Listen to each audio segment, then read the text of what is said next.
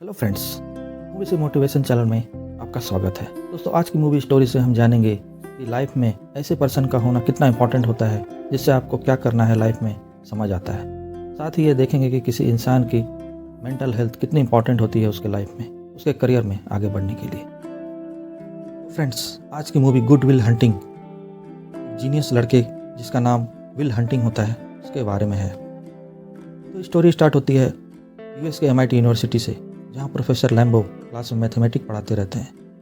Class ख़त्म होने पर वो स्टूडेंट को एक क्वेश्चन सॉल्व करने के लिए बोलते हैं। वो बाहर के ब्लैक बोर्ड पर लिखा होता है और वो बहुत ही मुश्किल क्वेश्चन होता है। साथ ही बोलते हैं कि जो इसे सॉल्व कर लेगा उसे कॉलेज के रिकॉर्ड में उसका नाम लिया जाएगा और उसको मेरी तरफ से शाबाशी भी मिलेगी। और इसके बाद वो वहाँ से चले जाते हैं। वहाँ एक लड़का होता है जिसका नाम विल हंटिंग होता है, जो उस कॉलेज में सफाई का काम करता है।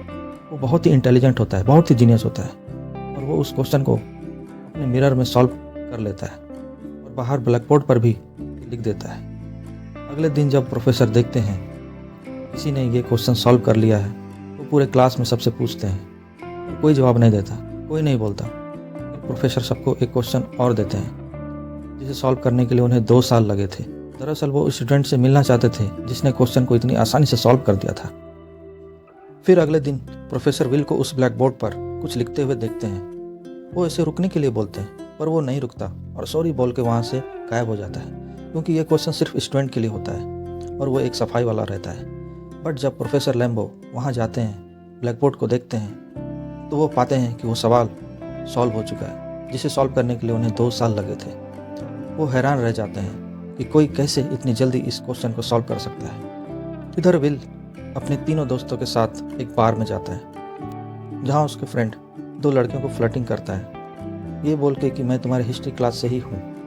पर वहाँ एक लड़का आता है, उससे कुछ हिस्ट्री के कुछ क्वेश्चन पूछता है जिसका जवाब वो नहीं दे पाता है। फिर विल अपने फ्रेंड के सपोर्ट के लिए आता है और उससे वो सारे क्वेश्चन का आंसर भी दे देता है। यही नहीं, उससे वो कुछ हिस्टोरिकल बातें भी करता है जो उसे कभी सुनी भी नहीं थी। और विल बोलता है कि नॉलेज तुम फ्री में भी ले सकते हो, अगर तुम में लगन है उसके लिए किसी महंगे कॉलेज में पढ़ाई करने की ज़रूरत नहीं है। उन दोनों लड़कियों में एक का नाम स्काइलर होता है।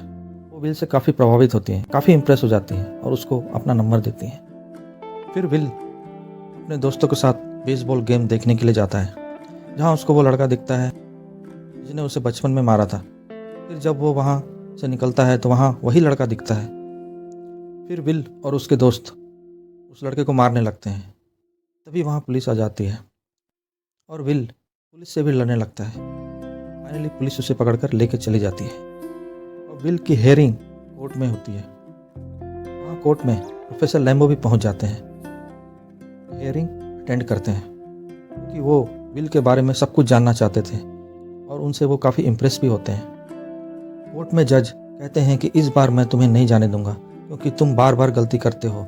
तुम पर असॉल्ट के केसेस हैं, गाड़ी चोरी के केसेस हैं, तुम खुद से डिफेंड करते हो और छूट जाते हो। तुम अनाथ आश्रम में भी रह चुके हो, शारीरिक शोषण की वजह से तुम्हें हटाया गया है, बार बार तुम बच जाते हो। इस बार तुम्हें छोड़ा नहीं जाएगा, तुम्हें $50,000 का जुर्माना देना होगा। फिर इस बार भी डिफेंड करना चाहता है बट उसकी कोशिश नाकाम रहती है। वो जज नहीं मानता है, फिर विल को जेल में जाना पड़ता है। ये सब प्रोफेसर लैम्बो देखते रहते हैं। फिर बाद में विल से वो जेल में मिलते हैं और उसको ऑफ़र करते हैं कि अगर तुम मैथमेटिक्स पढ़ोगे मेरे साथ और थेरेपी लोगे तो मैं तुम्हें इस जेल से छुड़ा दूंगा। फिर विल के पास कोई ऑप्शन नहीं होता है और वो प्रोफेसर की बात मान लेता है और उसे सेकेंड ऑप्शन नहीं करना था। फिर जब वो थेरेपी के लिए जाता है, वो थेरेपिस्ट से अच्छा बिहेव नहीं करता है और उनका मजाक उड़ाता है। फाइनली प्रोफेसर लैम्बो अपने फ्रेंड शॉन से मिलते हैं और उन्हें विल को क्लास देने के लिए मना लेते हैं, जो एक कॉलेज के साइकोलॉजी के प्रोफेसर होते हैं। तो फर्स्ट सेशन में विल शॉन से भी अच्छे से पेश नहीं आता है। वो उससे किसी भी बात का सही से जवाब नहीं देता है। प्रोफेसर शॉन को ये समझ आ जाता है कि विल के पास हर एक क्वेश्चन का जवाब होता है जिससे वो अपने आप को बचा सकता है। फिर विल शॉन को उकसाने के लिए बोलता है, आपने एक गलत औरत से शादी की है जिसने आपको छोड़ दिया और भाग गई किसी और के साथ। ये सुन के शॉन काफ़ी भड़क जाता है काफ़ी गुस्सा हो जाते हैं, बोलते हैं तुम मेरी बीवी के बारे में कुछ नहीं बोलोगे तो ठीक नहीं होगा। विल का गला पकड़ लेते हैं, बट विल अभी कहता है आपके सेशन का टाइम ख़त्म हो गया है। और यहाँ भी विल के पास एक डिफेंस होता है उससे बचने के लिए। दरअसल विल सभी थेरेपिस्ट को अलग अलग तरीके से भगा रहा था और वो तरीका शॉन पर काम नहीं आती है, इसलिए वो पर्सनल लेवल पर अटैक करता है ताकि प्रोफेसर शॉन भी उनसे परेशान हो जाए और उसको छोड़ के चले जाएं। प्रोफेसर को यह समझ आ जाता है कि विल अपने कंफर्ट जोन से नहीं निकलना चाहता। फिर उन दोनों के बीच काफ़ी सेशन होते हैं, बट सारे सेशंस में विल शॉन से ठीक से भी बात नहीं करता है, उसका किसी भी क्वेश्चन का आंसर नहीं देता है, शॉन की बातों पर ध्यान ही नहीं रखता है। इधर विल उस लड़की से मिलता है जिसने विल को अपना नंबर दिया था। धीरे धीरे इन दोनों में काफ़ी अच्छी फ्रेंडशिप होने लगती है। अब फाइनली विल प्रोफेसर शॉन से बात करने के लिए तैयार हो जाते हैं। फिर शॉन उन्हें बाहर लेकर जाते हैं और विल से कुछ लाइफ के बारे में बात करते हैं। वो कहते हैं कि वो अपनी वाइफ से फर्स्ट मुलाकात में ही प्यार करने लगे थे और उनकी वाइफ की मौत कैंसर से हुई थी। वो उसे बताते हैं कि किसी बुक में प्यार को पढ़ना और असल ज़िंदगी में प्यार को करना, इसमें बहुत फ़र्क होता है, बट ये फीलिंग्स तुम तभी महसूस करोगे जब खुद प्यार करोगे। ऐसा बहुत सारी चीज़ें विल को समझाते हैं और बताते हैं।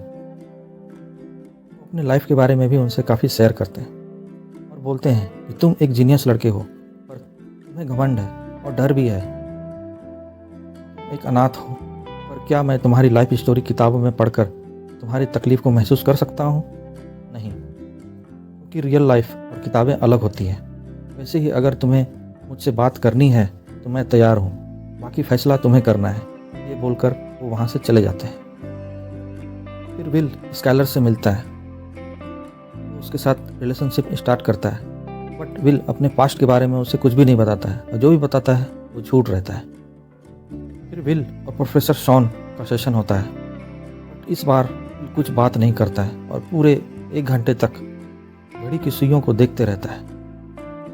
फिर अगली बार जब सेशन के लिए वो आते हैं, विल उससे बताते हैं कि वो एक लड़की को डेट कर रहा है। वो उसे कॉल नहीं करता है। वो बोलता है कि वो मुझे जैसी लगती है मैं वैसे ही रहने देना चाहता हूँ, मेरे लिए परफेक्ट है। प्रोफेसर शॉन बोलते हैं कि कोई भी परफेक्ट नहीं होता, तुम्हें यह लगता है कि तुम परफेक्ट हो, क्या तुम एक दूसरे के लिए परफेक्ट हो? और शॉन अपनी बीवी के कुछ पर्सनल बातें बताते हैं। एक्चुअली शॉन विल को बताना चाहते हैं कि इंसान में कमियां होती हैं और अगर तुम उससे प्यार करते हो तो उस कमी के साथ तुम्हें उससे प्यार करना पड़ता है, उसे एक्सेप्ट करना होता है। यही सच्चा प्यार होता है। कोई भी इंसान परफेक्ट नहीं होता। शॉन बोलते हैं टाइम ओवर। इस बार विल ने ऐसा कुछ नहीं बोला था, जो कि पहली बार था। हमेशा विल ही कहा करता था टाइम ख़त्म हो गया, बट इस बार कुछ नया था। इसके बाद विल स्काइलर से मिलते हैं और डेट पर जाते हैं। उसकी मुलाकात स्काइलर से काफ़ी अच्छी होती है क्योंकि प्रोफेसर शॉन की बातें उनके दिमाग पर काफ़ी असर करती है। इधर प्रोफेसर लैम्बो शॉन से मिलकर बताते हैं कि उन्हें मैथमेटिशियन के जॉब के लिए काफ़ी ऑफ़र आ रहे हैं। हमारा विल के साथ सेशन कहाँ तक पहुँचा? उसने कुछ अपने फ्यूचर के बारे में बताया कि नहीं? और शॉन बोलते हैं नहीं, अभी वहाँ तक बात नहीं पहुँच पाई है। Professor Lambo job interview set करते हैं विल के लिए, बट विल अपना दोस्त चक्की को वहाँ भेज देता है विल बनाकर, क्योंकि वो जॉब नहीं करना चाहता था। और वो बताता है कि अगर वो जॉब करेगा तो कुछ ठीक नहीं होगा उसके साथ, और काफ़ी नेगेटिव बातें करने लगता है। एक्चुअली वो अपने कंफर्ट जोन से नहीं निकलना चाहता था, इसलिए जॉब भी नहीं करना चाहता है। फिर विल अपनी गर्लफ्रेंड स्काइला से मिलता है। वो उसे बताती है कि वो कैलिफोर्निया जाना चाहती है, स्टैनफोर्ड यूनिवर्सिटी, और विल को भी वहाँ जाने के लिए बोलती है। बट विल वहाँ जाने से मना करता है क्योंकि उसे लगता है कि वो एक दिन उसे छोड़ देगी। वो उसे अपनी सच्चाई भी बताता है कि वो एक अनाथ है और एक चाइल्ड अब्यूज़ के शिकार भी हो चुका है। स्काइलर उससे प्यार करती थी और उसकी मदद करना चाहती थी, बट विल कहता है मुझे तुम्हारी कोई मदद नहीं चाहिए, किसी भी मदद की ज़रूरत नहीं है। स्काइलर बोलती है क्या तुम मुझसे प्यार नहीं करते? विल कहता है हाँ, नहीं करता हूँ, बोलकर वहाँ से चला जाता है। पर स्काइलर विल से सच्चा प्यार करती थी, बहुत प्यार करती थी और वो बहुत रोती है। और विल फिर अपने कंफर्ट जोन से निकलना नहीं चाहता है, मतलब वो किसी भी इमोशनल रिलेशनशिप में नहीं जाना चाहता था, इसलिए वो स्काइलर को भी मना कर देता है वो उससे प्यार नहीं करता। अगले सेशन में शॉन विल को बताते हैं कि तुम पर्सनल रिलेशनशिप को नेगेटिविटी से मत देखो, उसके फेलियर और इमोशनल पेन से बचने के लिए तुम अच्छे रिश्ते को भी खराब करते जा रहे हो। जब विल अपने फ्रेंड चक्की से मिलता है, वहाँ चक्की उसे बताता है कि विल सही में अपने कंफर्ट जोन से बाहर नहीं निकलना चाहता और अपने आप को नेगेटिविटी की तरफ धकेल लेता है। इसके बाद विल की सोच में काफ़ी फर्क पड़ता है, क्योंकि उसका सबसे अच्छा दोस्त चक्की भी वही बात बोलता है जो प्रोफेसर शॉन हमेशा कहा करते हैं। अगले सेशन में शॉन जब विल से मिलते हैं, वो अपनी चाइल्डहुड अब्यूज़ के बारे में बताते हैं। वो बताते हैं कि वो भी चाइल्डहुड अब्यूज़ का शिकार हो चुके हैं, ताकि विल अपनी प्रॉब्लम से रिलेट कर सके। पर विल कहता है, तुमने अपनी रिपोर्ट में मेरे बारे में यही लिखा है ना कि मुझे रिलेशनशिप से डर लगता है, ये अटैचमेंट डिसऑर्डर है। हाँ है, मैंने ब्रेकअप कर लिया है। फिर शॉन विल को बोलते हैं, this is not your fault, इसमें तुम्हारी कोई गलती नहीं है, जो भी तुम्हारे साथ होता आया है इसमें तुम्हारी कोई गलती नहीं है। और ये बात ज़ोर ज़ोर से चिल्लाते हैं, it is not your fault, it is not your fault. फिर विल काफ़ी इमोशनल हो जाता है और शॉन को गले लगा लेता है। इसके बाद विल फाइनली एक कंपनी को ज्वाइन कर लेता है और ये बातें बताने के लिए शॉन से मिलता है। बट शॉन बताते हैं कि वो छुट्टी मनाने के लिए बाहर जा रहे हैं और विल को कॉन्टैक्ट नंबर देते हैं और बोलते हैं कि अगर तुम्हें मुझसे कभी बात करना हो तो इस नंबर पर कॉन्टैक्ट कर लेना। फिर इधर विल का बर्थडे होता है, उसके दोस्त उसको कार गिफ्ट करते हैं। वो उनके साथ काफ़ी इंजॉय करता है, भले वो नकारा गरीब हो, लेकिन विल अपने दोस्तों के साथ काफ़ी इंजॉय करता है। विल प्रोफेसर शॉन के थेरेपी से काफ़ी हद तक ठीक हो चुका रहता है और फिर विल शॉन को एक लेटर भेजता है। इसमें लिखा होता है कि प्रोफेसर को ये बता देना कि मैं ये जॉब नहीं करना चाहता हूँ, मुझे एक लड़की से मिलने कैलिफोर्निया जाना है। अब विल उन रिश्तों से नहीं घबराता है और अपने कंफर्ट जोन से भी बाहर आ चुका था।